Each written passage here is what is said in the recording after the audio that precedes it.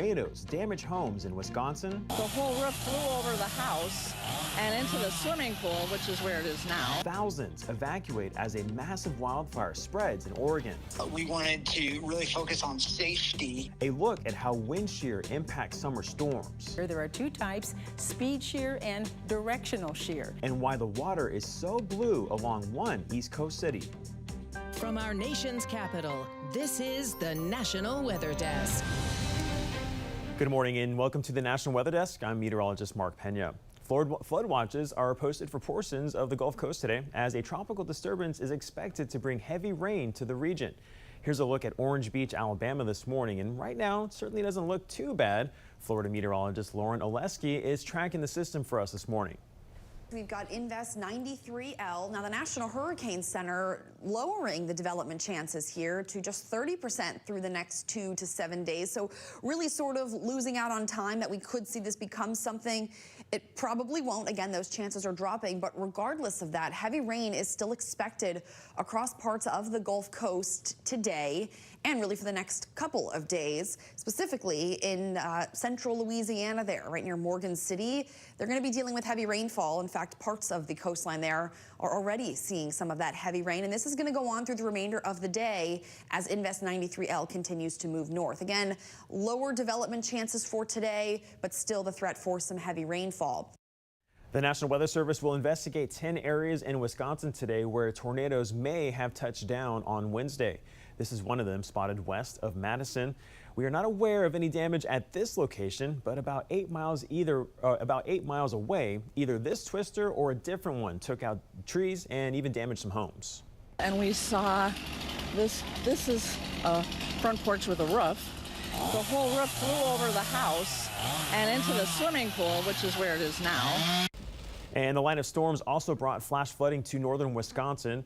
A local police chief told our station in Green Bay some roads were covered with up to 4 feet of water. One person is dead and 13 others injured after being struck by lightning at an archery club in New Jersey. The victims' ages range from 7 to 61. An employee from the archery club says the strike caused confusion and sent many people crashing to the ground. They took a pretty good tumble, and of course, they're crying. And the mothers and fathers are, delirious, worrying about their kids. Everything was great, and then the finger of God just came down and took a life. And I pray that everybody else that's now in the hospital are okay. Police say the man who died from his injuries was 61 years old. The 13 others sustained burns, but none had any life-threatening injuries. This is the 12th lightning death in the U.S. this year. Based on the past decade, the U.S. averages 10 lightning fatalities by mid-July. And while the area was under a severe thunderstorm warning at the time, people at the archery club said the skies were clear when the lightning struck. Meteorologist Noah Hawk explains how that can happen.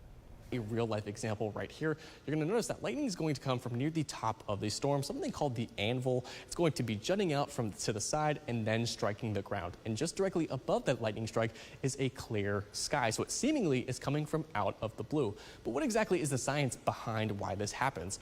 Well, we can still break it down to the basics of lightning, where it's going to come from the connection between the difference in charges. So typically at a cloud base, you're going to have those negative ions that are going to connect with the positive ones at the surface. But when you have a very strong storm that has an anvil from the very strong updraft, those negative ions get spread out along the anvil that's not necessarily close to the cloud base. And when those negative ions are able to find some more positive ones not next to the base, it can still cause that chain reaction to get that flash of lightning seemingly out of the blue. And even researchers at the National Weather Service over in Pueblo, Colorado, have seen that these can sometimes be up to 25 miles away from the core of the storm. And so we can still follow the general rule of thumb that when thunder roars, head indoors, because even if you don't see the lightning, if you hear thunder, you're still within reach to be struck. 3 family members survived a lightning strike last weekend in St. Augustine Beach, Florida. Deja Mayfield spoke to one of the victims. We looked around and saw some lightning in the distance, so we thought we better start getting back. But as the family made their way back, Jamie says it was already too late. And I all of a sudden felt like a ton of bricks hit me in the head. So I got struck, but then it kind of knocked me sideways. And then I looked over at my dad, and my dad was on the ground, and he was He was face first. It struck him in the head and came out his chest. So they had a big hole in his shirt where it came out. So from what I understand, I got 10% of it and he got 90% of it. Jamie's mother, who was also here in a wheelchair, spared from the strike because of the rubber on her wheels. Jamie's dad is still recovering tonight, and she says this was a big lesson learned. When we first saw that lightning, that's when we should have started walking back. Even if you don't see lightning and you hear thunder and you're outside like that, then get indoors. The Cram Fire in Central Oregon continues to burn this morning at 64,000 acres. It's the largest wildfire in the state so far this year. It's forced thousands to evacuate their homes as well as summer camps in the area. Vasily Valramos has more. The Cram Fire in Central Oregon is threatening homes and canceling plans. The Washington Family Ranch Young Life Camp in Antelope, Oregon, evacuating hundreds of guests. We wanted to really focus on safety of everybody, including our camp staff, and that if conditions changed and we needed to evacuate suddenly, we'd be able to do that. The camp is under a level 2 evacuation notice, meaning the camp evacuation was not required, but NIPS says out of an abundance of caution, they decided to pull the plug on that session of camp. NIPS says a high school camp was underway, a middle school camp was about to begin. Carrie Grenier, a mom of one of the middle schoolers, says the kids found out about the cancellation the night before they were supposed to leave for camp. All bags were packed, kids were ready to go to bed, someone was already in bed, and we just got a text later that night. Carrie and other moms of campers who missed out on their session tried to make the best of it for the girls, and the donations came flying in. A family donated their house on the water, others gave the girls access to personal boats, a small business even offering them free items, and a water park offering free admission for the day. It's really nice for the community to come together for my girls, and I know that there's going to be future groups that are going to need that support. And now to Texas, where crews continue to search for the 97 people still missing from the 4th of July floods. Many of those looking are volunteers from across Texas and the nation. Reagan Lopez caught up with a storm chaser who is now back home from the emotional search. I mean, I've been in a lot of disaster zones, but this is the worst one I've seen. Blake Brown met up with the United Cajun Navy just east of Kerrville. His job, tracking the weather and helping with recovery. On my way down there, I was trying to mentally prepare myself for what I would potentially be involved in, whether it was recovery or debris removal, cleanup. It's hard to picture yourself in those situations, especially if you've rarely been in those situations before. Historic flooding on the 4th of July killed more than 130. More than 100 people are still missing. Brown says nearly 2 weeks later, survivors are still in shock. You could tell that just the look on their face that they were worried and devastated and sad and all the emotions you could think of. He says plenty of work still needs to be done, both with recovery and being better prepared for future storms. But I think moving on, they're going to have to come up with a new alert system, maybe sirens to help out with at certain flood stages, like at gauges along the river. Downriver, it alerts with sirens at each community. A tsunami warning has been lifted along parts of Alaska's southern coast after a strong earthquake was felt throughout the region yesterday afternoon. The U.S. Geological Survey says it was a magnitude 7.3. 40 aftershocks were felt in the first 3 hours after the quake. There are no reports of injury or major damage. Seismologists say this was the 5th earthquake in the area that was over a magnitude 7 since 2020. And for all the latest weather news and video, be sure to follow us on social media. We also post content from our team of meteorologists across the entire country. You can find us on all your favorite social media platforms. Just search the National Weather Desk or scan that QR code on the bottom left corner of your screen. And coming up on the National Weather Desk, Wisconsin is marking the deadliest severe weather events over the last week. We'll look back at the deadly heat wave of 1995. And we'll help you better understand wind shear coming up.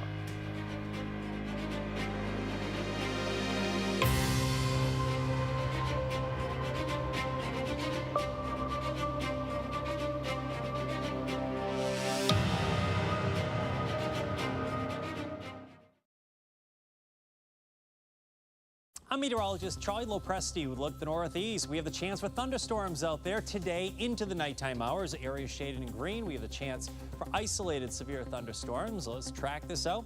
Today is going to be a humid day in the Northeast. There's round number 1 of thunderstorms, 2 o'clock in the afternoon. The actual cold front doesn't swing through into the early nighttime hours, and that's the boundary between the humidity and a nice dry air mass slated to arrive on Friday. Look for a lot of sun with drier conditions late week. I'm Chief Meteorologist Gerard Javali. Here's a look at the Mid-Atlantic region. Daily chances for showers and storms, especially in the afternoon and evening. Scattered on your afternoon for Thursday and Friday again. We'll continue to see those chances along this frontal boundary. Your temperatures this afternoon will probably be some of the hottest. Mid-90s, even upper 90s possibly. The mountains will be a little bit cooler or near that rain-cooled air. Going into Friday, though, we should be a few degrees cooler. Hi, meteorologist Jennifer Collins with a look at the southeast forecast. We're watching an area of low pressure across the northern Gulf. This will swing in tropical moisture across the southeast, elevating our storm chance each afternoon heading into the start of the weekend, but also heating our temperatures up too. Hot and humid heading into Thursday afternoon. Temperatures in the upper 80s along the Carolina coast, heading into the low 90s across parts of Florida, in the upper 80s across the Gulf Coast, and in the mid to upper 90s across the Mississippi River Valley heading through Thursday afternoon.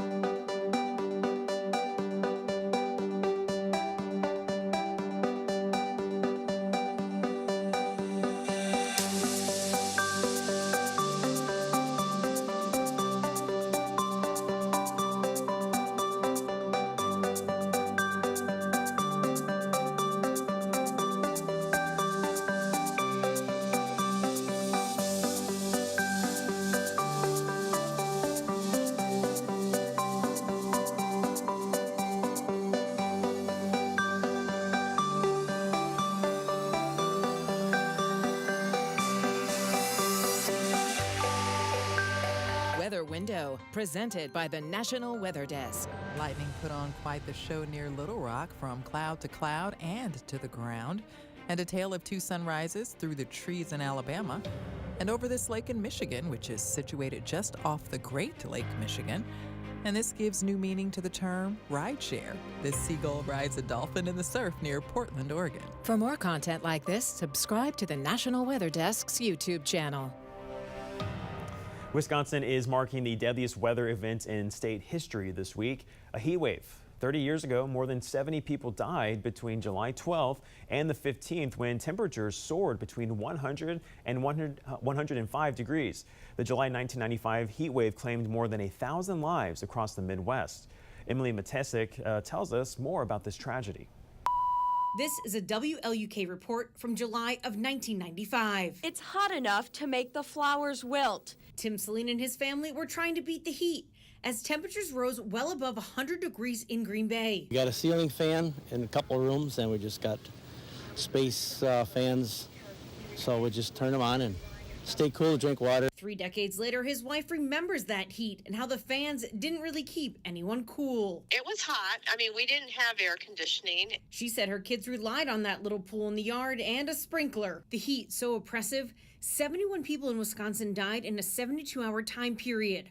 Hundreds more across the Midwest, including 465 heat-related deaths in Chicago, where Melissa Killeran lived at the time. I just remember that there were a lot of people that passed away, and the morgue was overflowing, and they had to bring in like iced vehicles just to keep the bodies, and it was scary. Officials with the National Weather Service office in Green Bay recalling the heat. Here in Green Bay, there was a temperature of 102 and 103 degrees for 2 consecutive days. And then the overnight temperature was 75 degrees. So we basically had, 72 hours or so of just extreme hot weather that we typically don't have this far in northern Wisconsin. The event leading government agencies like emergency management departments to recognize heat waves as threats similar to tornadoes and blizzards. That designation leading to additional warnings and preparedness still being implemented today. We have the heat index. Whenever the heat index exceeds 105 degrees, we'll issue an extreme heat warning here at the National Weather Service. And that just lets you know, like, we need to take this seriously. So you need to take action. And many parts of the country are dealing with extreme heat right now, and that means it's important to stay hydrated. Jackson Burleson shares tips on how you can quench your thirst in this summer heat. Drinking water is more important than you may realize. Sugary drinks like soda can often dehydrate you, which can cause some issues. But not staying hydrated can be more serious than you think. So dehydration can actually be very, very serious. One thing we see is your sodium level tends to go up, and it can cause confusion, muscle cramps, weakness, altered mental status. In short, it can cause confusion. The question is, how much fluid do you need to drink per day? It's always recommended to drink about 8 to 10 water bottles a day at least, and that's a bare minimum. Whenever it's really hot, with temperatures above 100 degrees consecutively, they really recommend a lot more than that, maybe 15 to 20 water bottles, which is very, very hard to do. That means you're always sipping on water. If you do have trouble with that, try staying inside or in the shade during hotter parts of the day to avoid dehydration. Summer isn't just about the heat. Thunderstorms are common during the summer months. Meteorologist Sharon Ray explains how they come together and how wind shear can influence them. Some days we have thunderstorms in the summer, some days we don't, but we do need 3 basic ingredients in order to get storms going. First is instability, meaning the air has to get cooler as you go higher up into the atmosphere, rapid cooling with height, and then you have to have a way of lifting that air, getting it going, such as a cold front, a warm front, some kind of a boundary that gets the air lifting, including differential heating when you get these hot summer days. And then you also have to have plenty of water vapor in the air in order to form the droplets and get the rain going in that storm and actually get the storm to develop.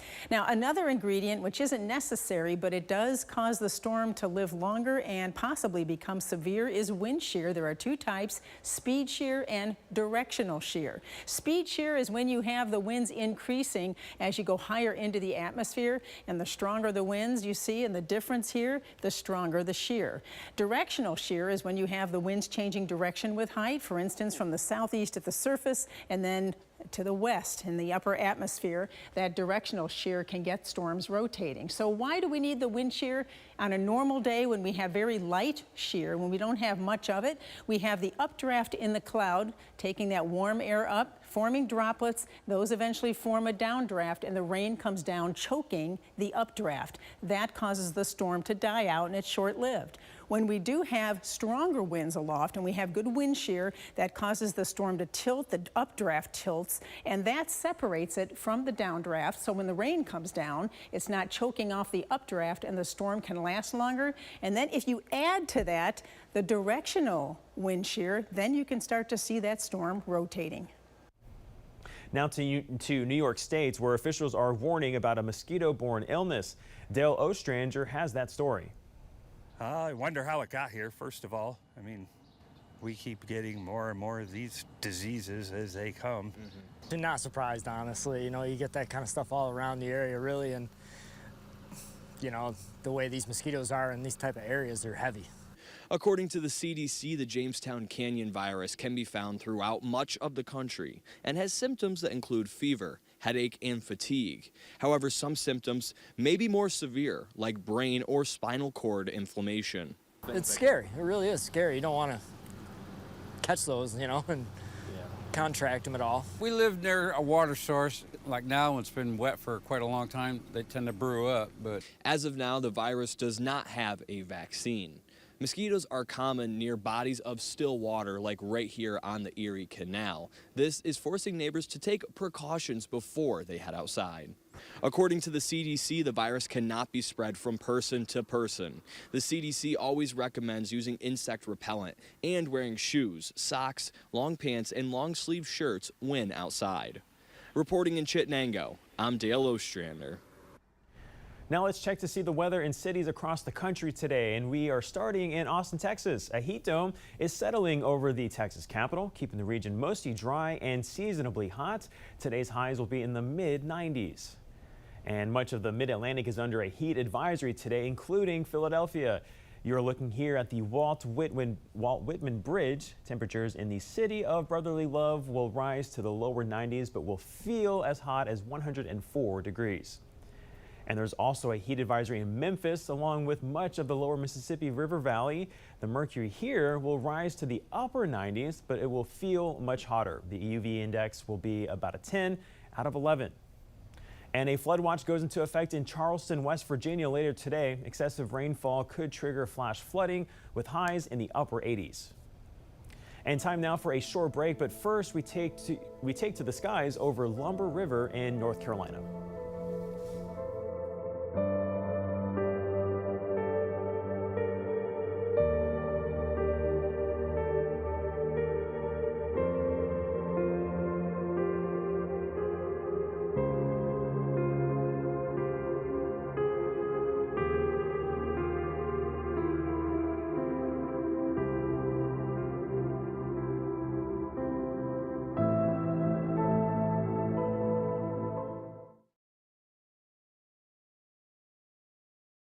Well, a very good Thursday morning, everyone. I'm meteorologist Andrew Buckmichael. Pretty quiet weather for the upper Midwest today, but the lower Midwest dealing with scattered thunderstorms and a little bit warmer the farther south you live. As far as tomorrow, that rain kind of starts to build a little bit farther to the north as we head into your Friday. How about your Saturday? The rain shifting closer to the Great Lakes and also the Ohio Valley, but high temperatures in the 80s for most of us and even some 90s there in the southern Midwest. Good morning, I'm meteorologist Alex Garcia. Here's a look at your regional weather. We're looking a little cool this morning for our friends in Amarillo. 68 degrees, toasty for El Paso at about 80, 70s elsewhere. We've got rain out in New Orleans. A little bit of a weak system pushing through will bring rain to Oklahoma and North Texas. We'll be keeping an eye on this tropical system while central Texas continues to dry out. It'll be another hot, steamy day. I'm meteorologist Alex Garcia. That's a look at your regional weather. Hey, happy Thursday, everybody. I'm meteorologist Stella Sun. Heat will continue to grip parts of the Pacific Northwest. Meanwhile, monsoon moisture will make its way towards parts of New Mexico as well as in Arizona, also fueling up thunderstorms towards the Rocky Mountains. Highs in Albuquerque in the upper 80s with the chance for some of those thunderstorms and flash flooding. 101 in Phoenix, 70s in LA and San Diego, in the mid to upper 80s from Portland through Seattle, and 99 in Boise.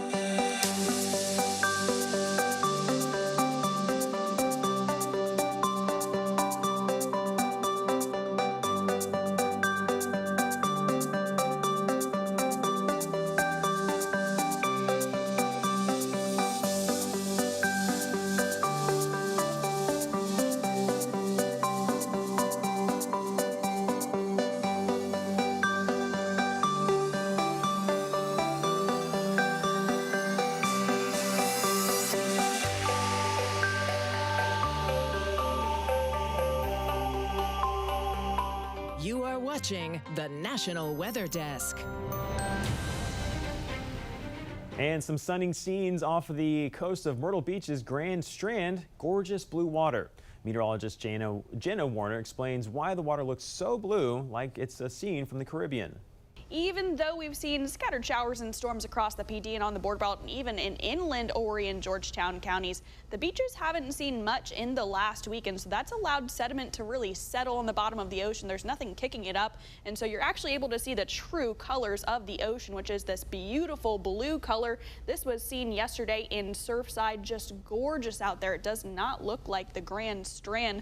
And this was the view flying out of MYR. You can see the turquoise is just everywhere along the coast. And a lot of this has to do not only with the calm weather we've seen in the last week or so, but also calm winds ashore.